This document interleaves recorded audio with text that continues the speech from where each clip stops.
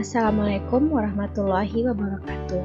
Untuk melengkapi tugas perencanaan sumber daya perusahaan, saya Fitria Febriana, nomor induk mahasiswa 225720112031, kelas Sistem Informasi Transfer Universitas Media, akan menjelaskan tentang sistem informasi penjualan dan pemasaran. Apa itu sistem informasi pemasaran? Sistem informasi pemasaran adalah kegiatan atau sistem berbasis komputer yang memudahkan dan mempercepat terciptanya promosi, penentuan harga barang atau jasa maupun gagasan, dan membantu pengambilan keputusan dalam pemasaran. Lalu, apa itu sistem informasi penjualan? Sistem informasi penjualan adalah sebuah prosedur yang melaksanakan, mencatat, mengkalkulasi, membuat dokumen dan informasi penjualan untuk keperluan manajemen dan bagian lain untuk yang berkepentingan, dari mulainya order penjualan hingga transaksi dilaksanakan. Fungsi SI pemasaran. 1. Pihak perusahaan akan dimudahkan dalam hal mengontrol perkembangan bisnisnya. 2. Membantu memudahkan setiap sistem informasi yang dimiliki perusahaan. 3. Membantu mempercepat informasi ketika ada kesalahan ataupun kekeliruan pada data. 4. Mempermudah manajemen waktu dalam hal menjalankan kegiatan perusahaan, terutama dalam hal pemasaran. 5. Meminimalisir terjadinya human error.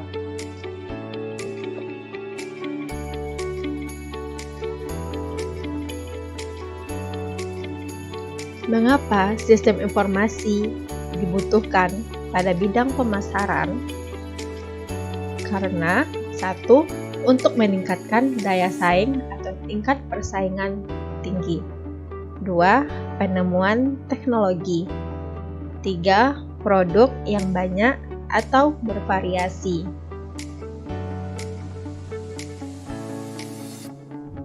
Pada masing-masing perusahaan, kebutuhan informasi pemasaran akan sangat berbeda, tergantung pada jenis, kecepatan, dan keakuratan informasi yang dibutuhkan. 4P pada bauran pemasaran, yaitu produk, promotion, place, dan price. Produk yaitu produk atau jasa apa yang saat ini dibutuhkan atau disukai oleh pelanggan. Promotion atau promosi yaitu bagaimana strategi promosi yang paling menguntungkan. Place atau tempat yaitu bagaimana lokasi-lokasi manakah yang paling tepat atau strategis. Kelima, price, yaitu harga. Bagaimana harga yang paling menguntungkan baik untuk pihak konsumen maupun perusahaan. 3. Arus informasi yang penting bagi perusahaan. 1. Internal, seluruh data yang diteliti dan dikumpulkan dari dalam perusahaan. 2. Intelijen, mengalir dari lingkungan luar ke dalam perusahaan. 3. Komunikasi, mengalir dari dalam perusahaan ke lingkungan luar.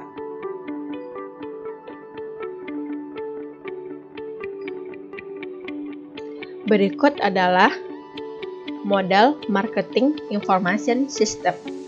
Terdiri dari dua bagian, yaitu subsistem input dan subsistem output. Penjelasan dari gambar berikut yaitu 3 subsistem input sistem informasi pemasaran. 1. Subsistem informasi akuntansi. 2. Subsistem riset pemasaran. 3. Subsistem intelijen pemasaran. 1.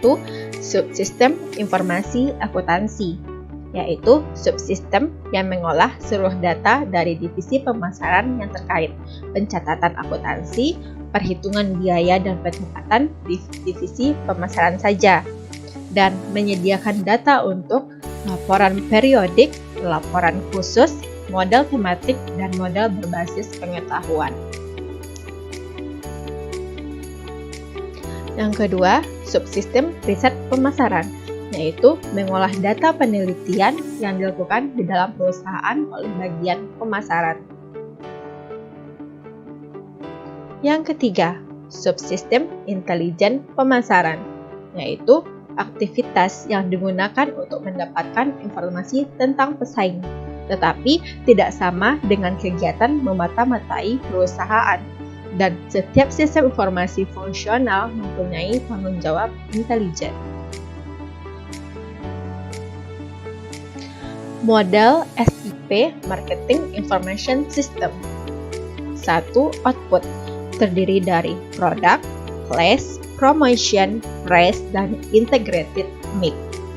Yang kedua, database. Yang ketiga, sistem input, yaitu Accounting Information System atau AIS, Marketing Research, dan Marketing Intelligence.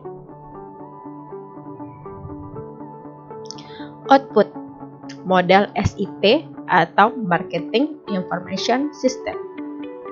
Produk atau jasa, yaitu siklus hidupnya, mendukung melalui pengenalan produk atau jasa kepada konsumen. 2. Pertumbuhan penjualan. 3. Dewasa atau penjualan sudah tidak bisa berkembang lagi, tanda kejenuhan dari konsumen, dan penurunan penjualan. Output, place, tempat dan saluran distribusi. Material, uang, dan informasi mengalir melalui saluran distribusi. Output promotion atau promosi terdiri dari iklan, penjualan perseorangan, dan promosi penjualan. Output price atau harga terdiri dari dua pendekatan, yaitu berdasarkan harga, yang kedua berdasarkan permintaan.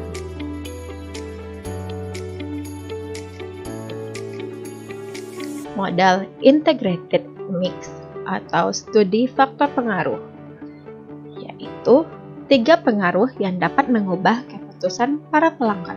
1. Pengaruh individual. Yang kedua, pengaruh kombinasi dari berbagai faktor yang mempengaruhi para pelanggan untuk memutuskan. 3. Pengaruh tak terduga yang tak diharapkan. Sistem informasi pemasaran digunakan oleh manajer. Industri besar menggunakan komputer sebagai alat pemasarannya, yaitu untuk mengetahui kebutuhan dan keinginan konsumen. Yang kedua, untuk memformulasikan bauran pemasaran. Yang ketiga, untuk menindaklanjuti seberapa baik bauran tersebut diterima oleh konsumen.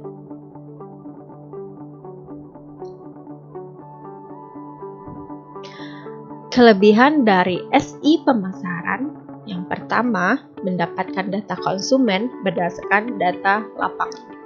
Yang kedua, menyediakan informasi yang membantu pengambilan keputusan pemasaran. Yang ketiga, menetapkan perencanaan, strategi, program, hingga evaluasi dan perbaikan berkelanjutan. 4. Mendapatkan informasi pesaing, kebijakan pemerintah yang mempengaruhi pasar. Di samping itu, juga terdapat kekurangan dari sistem informasi pemasaran. Yang pertama, di pasar kecil, alat analisis canggih hanya membebankan biaya berlebih. Yang kedua, data yang dikeluarkan terlalu besar dan tidak sesuai dengan keadaan di lapangan. 3. Terdapat perbedaan standar perhitungan terhadap suatu objek pengamatan. Yang keempat, sulit mendapatkan informasi dari penduduk lokal suatu negara. Kesimpulan dari sistem informasi pemasaran atau marketing information system yaitu SI pemasaran terdiri dari dua, yaitu subsistem input dan subsistem output. Untuk subsistem input terdiri dari sistem informasi akuntansi atau SIA, riset pemasaran, dan intelijen pemasaran. Sedangkan untuk subsistem output yaitu produk, place, promotion, price, dan integrated mix. Pemberlakuan atau operasional MKIS membutuhkan konsep manajemen dan konsep pemasaran. Kuncinya adalah di perencanaan. Electronic Customer Relationship Management atau ECRM. Apa itu ECRM? Yaitu sistem informasi berbasis web yang secara online membina hubungan baik antara pihak perusahaan dengan seluruh pelanggannya secara individual. Aplikasi pada ECRM. 1. Customer Facing Application, yaitu aplikasi yang difokuskan untuk memfasilitasi interaksi otomatis antara perusahaan dengan para pelanggan atau calon pelanggannya.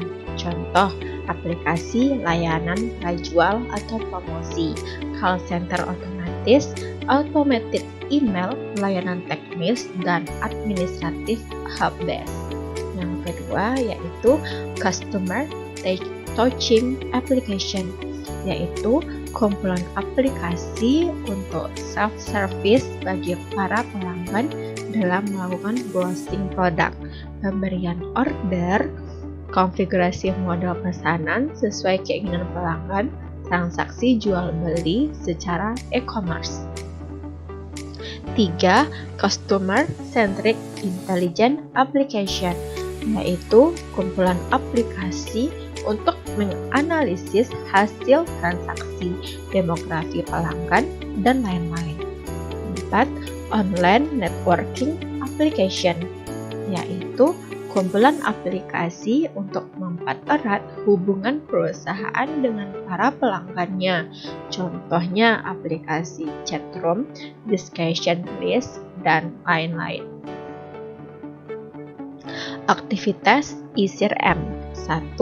Operational CRM, yaitu layanan-layanan lengkap prajual, layanan transaksi jual beli e-commerce, penagihan, dan lain-lain. Yang kedua, Analytical CRM, yaitu menganalisis produk, yaitu produk yang sedang disukai pelanggan, segmen pasar dominan, dan lain-lain untuk menghasilkan laporan analisis pasar sesuai kebutuhan perusahaan sebagai pengguna. Yang ketiga yaitu Collaborative CRM, yaitu untuk komunikasi aktif dan cepat secara online antara perusahaan dengan para mitra bisnisnya untuk penyediaan permintaan pelanggan secara cepat dan kepuasan pelanggan. Fasilitas lain pada ECRM yaitu 1. Personalized web page, 2. Text, 3. Chatroom, 4. Email and automated response, 5. Call center, 6. Troubleshooting tools. Sekian yang dapat saya sampaikan tentang sistem informasi pemasaran dan penjualan. Terima kasih. Assalamualaikum warahmatullahi wabarakatuh.